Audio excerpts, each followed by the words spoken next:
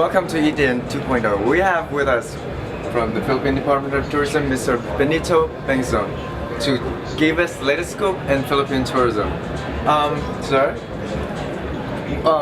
what's the latest in travel and tourism in the Philippines? Well, we've rolled out our campaign. It's called It's More Fun in the Philippines, and we're very happy with the response that we've been getting. Tourist arrivals in the Philippines have reached all-time highs, and we're confident that over the next few years, more tourists will come to discover the many wonders that we have to offer. Now, what's the current figure and what's your projection for this year? Well, we had about 4.3 million foreign visitors last year, and our target for 2013 is 5 million. And who visited the Philippines last year? Number one market is still Korea. One in every four foreign visitors that come to the Philippines is from Korea. The second largest market would be the United States. Third would be China, and the fourth would be Japan. So I'm assuming that the Philippine and China relations have somewhat been in a lot more better, how should we say it, diplomatic way? Well, the relations have started to improve quite drastically, and if you look at the number of Chinese visitors to the Philippines over the last 6 to 7 months, I think that will be the best proof that the relations are back to normal, and that the Philippines continues to be a very strong destination for the Chinese outbound market. That's great news indeed. Let's talk about Palm flying to the UK soon. Oh, I think that they're going to start in November, I believe.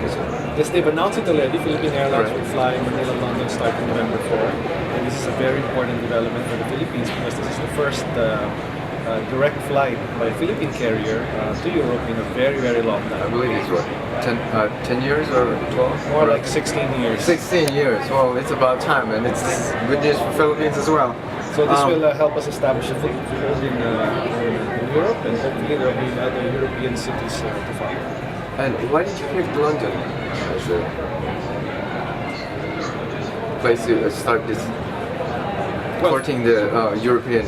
Well, according to Philippine Airlines, London has the greatest market potential in terms of foreign visitors to the Philippines, and also in terms of Filipinos. So if you're talking about the size of the catchment area, London offers the biggest potential among the European cities for now. But certainly they're also looking at offering services to the other major cities. So I'm assuming there will be a big presence at the WTM this coming November in London. Definitely. The Tourism Secretary, Ramon Jimenez, will be leading the Philippine delegation. And we will have a very strong participation from the private sector, as we have done over the last several years. Current challenges, do you have any for Philippine tourism? Well, the Philippines is an archipelago, and we are dependent almost entirely on air access for our inbound arrivals. This makes it very important for us to reach out to our partners from the aviation industry. Part of the reason we're here in World Routes is precisely to reach out to them and convince the different airlines to offer more direct services to the Philippines. How do you think your efforts have been worked out so far? Well, we have managed to open several new services from different parts of the world to the Philippines. We're also very active in organizing charter flights, especially from different cities in China to our resort destinations like Boracay and Cebu. So we're confident that we will continue to develop better connectivity. Congratulations on that. Japan, because of the weekend, nobody's really pointing this out there, but they're not traveling because of the weekend, which is causing some challenges among relations with certain countries. Do you have that problem with Japan at the moment? No, our relationship with Japan is very, very strong. In fact, we just finished our bilateral air talks with our Japanese counterparts a month ago, and we're happy to report that both sides agreed to offer almost unlimited flight frequencies between selected planes. So how's your inbound traffic from Japan? Very stable. Japanese are still considered to be one of the more lucrative markets. So a lot of our partners from the Philippine private sector are after that. But overall, the performance has been very encouraging. We're getting almost double-digit growth rates in terms of Japanese arrivals into the Philippines. That's interesting because in the Seoul, they're in South Korea, they're getting double-digit dip.